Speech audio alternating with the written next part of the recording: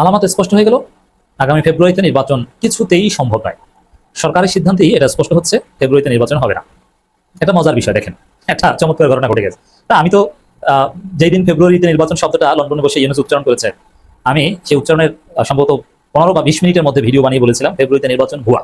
BNP বরাবরই পাগল ছাগলদেরকে লালন পালন করে হাতির মতন মোটা করে পরে বিএনপির মধ্যে একটা লাথি মারে।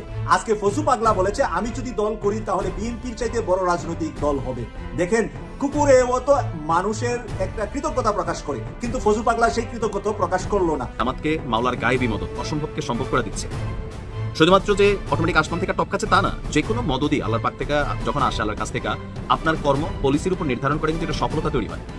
জামাত অলমোস্ট সবকিছু গুছিয়ে ফেলেছে, চারদিকে জামাতের জন্য সুখবর আর সুখবর। ওই একই কথা বলতেছে না, একটা শিবির ধর, এই কর সেই কর, বলা হচ্ছে কিনা? কেন বলা হচ্ছে? কেন থামানো হচ্ছে না? উপর থেকে লিডার কেন বলতেছে না? তারেক রহমান সাহেব কেন তাদেরকে ধমক দিচ্ছে না? আপনারা অনেকে বলবেন উনি তো বারবার বলে কিন্তু কেউ তো শুনে না। কিন্তু আমি বলবো যে না না না না, ওনার বলার মধ্যে ভুল আছে। আপনারা খুব গভীর ভাবে তাকান। উনি একটা স্লোগান দিছিল, কি স্লোগান? তরুণদের প্রথম ভোট, মনে আছে? ওই যে এইভাবে হাত তুলে বলছিল এবং সবাইকে বলছিল আপনারা বলেন তরুণদের প্রথম ভোট বাংলাদেশের পক্ষে হোক। এই স্লোগান দিছিল না, বাংলাদেশের পক্ষে হোক। এখানেই রহস্য লুকায় রয়েছে। আর এই রহস্যের কারণেই সবাই বয়ান এমন, আর এই রহস্যের কারণেই সবাই কিন্তু একই রকম বক্তব্য দেয়। এর মানে কি? বাংলাদেশের পক্ষে হোক তরুণদের প্রথম ভোট, তার মানে এই দেশে বাংলাদেশের বিপক্ষে একটা দল আছে।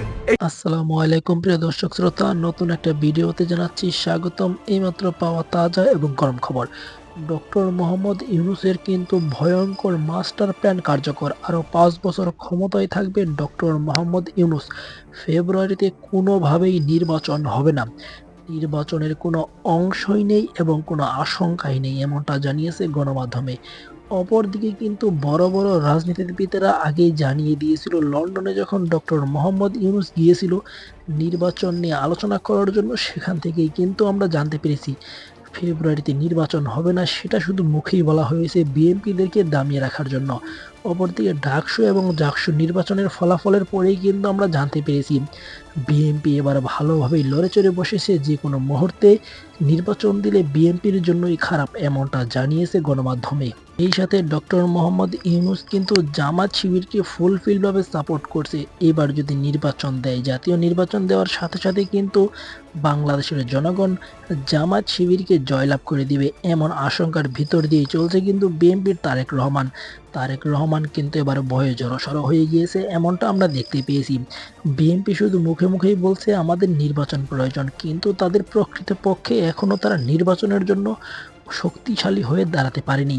তাহলে কি এবার ফেব্রুয়ারিতে নির্বাচন হচ্ছে না, এমনটাই সাড়া দিচ্ছে বাংলাদেশের সাধারণ জনগণ। সেই সাথে নির্বাচন দিতে আরও 1 থেকে 2 বছর দেরি হতে পারে, জানিয়েছে গণমাধ্যমে। যদি এমনটাই হয় এবং নির্বাচন আরও 1 থেকে 2 বছর পরে হয়, তাহলে বাংলাদেশের মানুষ কেমনভাবে এই বিষয়টি দেখবেন, অবশ্যই সেই বিষয়টি কমেন্ট করবেন। সেই সাথে ডক্টর মোহাম্মদ ইউনূস কি তাহলে সত্যি এবার জামাত শিবিরের সাথে হাত মেলালো? আপনাদের কি মনে হচ্ছে? যদি এমনটা হয় তাহলে কেমন হয়, তাও অবশ্যই কমেন্ট করবেন। আজকের মতন এই পর্যন্তই, দেখা হচ্ছে পরবর্তী কোনো ভিডিও নিয়ে।